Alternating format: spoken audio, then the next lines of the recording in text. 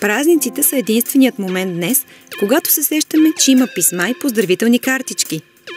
Виждали ли сте марка с истински семена на цвете, а триъгълна, а марка с камъни Сваровски? Колко дълъг е пътят на марката от белия лист до пощенския плик? Разбираме от Българска филателия и нумизматика. Единственото място у нас, където се печатат марки. Пътя на марката е много дълъг и много труден. Той трябва да започне от момента, в който вече е приет тематичния план, по който ще се работи за следващата година, т.е.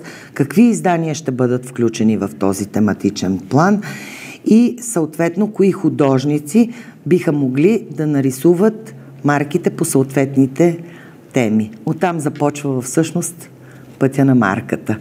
Оттам нататък вече художника започва да рисува своите проекти. В нашия случай марката е посветена на Софийското метро. Откриваме художника Стоян Дечев, който рисува марки от 10 години, да поставя началото на своя проект.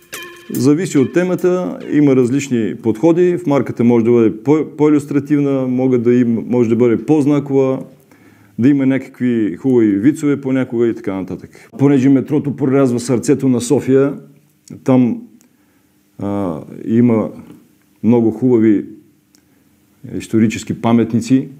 Решавам, ако може нещо и оттам да бъде включено, и интересни римски мозайки.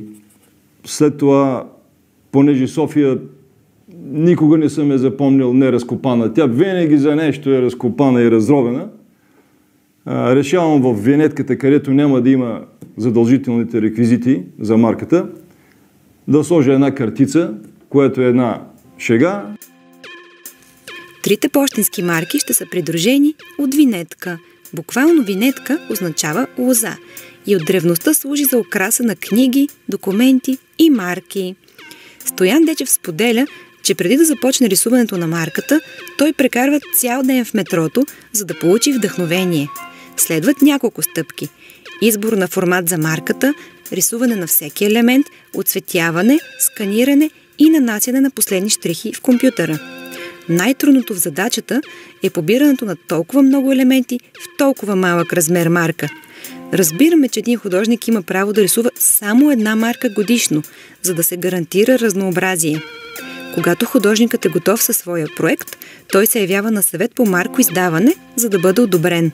При окончателно приемане на всички проекти на художника, той трябва да ги представи за одобрение и единствено министъра на транспорта, информационните технологии и съобщенията е човекът, който може да одобри и да подпише тези проекти за реализация вече към печатната база на Българска филателия и нумизматика. Там попада в отдел предпечатна подготовка, където се нанасят корекции. Образът се експонира върху алуминиева пластина и отпътува към печатарската машина. Самото отпечатване на марката се свежда до това да докарат такова изображение, което да отговаря на 100% на предварително зададената им проба. До момента, в който художникът не подпише проекта за одобрение за печат, машината всъщност не може да тръгне в тираж и да бъде започнат печата на марката. Листовете с марки се изпращат в поредния отдел, единствен за България, където те се перфорират. Перфорацията може да бъде много разнообразна – дантелена, като рисунка, кръгла, триъгълна. В филателията има и крайности – 3D марка, холограмен образ, с камъни и 22-каратово златно покритие, коркова марка, копринена и нашата любимка – марка с истински семена на мак. Дори и да не сте колекционер, може да направите нещо уникално, като това да си поръчате собствена марка с лика на детето ви, вашия или цялото семейство.